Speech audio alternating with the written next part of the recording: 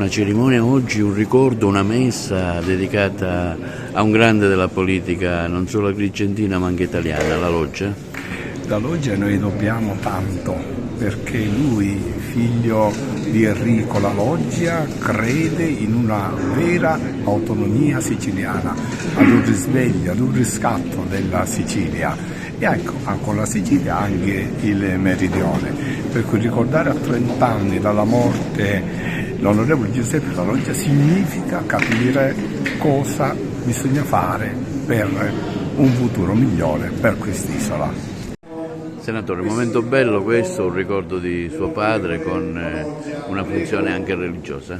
È un grande ricordo, il ricordo di un uomo come credo purtroppo non ce ne siano più e la Sicilia ne avrebbe tanto bisogno di uomini come lui che avevano un progetto, non risolvere qualche problema di qualcuno, ma risolvere i problemi della Sicilia.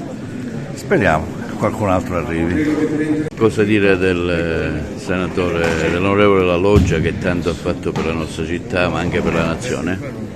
Ma io credo che sia opportuno ricordare uno dei protagonisti della vita politica siciliana e nazionale e naturalmente agrigentina e ricordarlo per il lascito che ci dà, ricordarlo perché ha rappresentato una delle personalità più eminenti di questa provincia, perché è stato uno dei protagonisti della vita pubblica siciliana e nazionale e perché di sé ha lasciato il ricordo di un uomo colto, elegante, di un uomo attento alle vicende della politica, di un uomo rigoroso nella sua vita.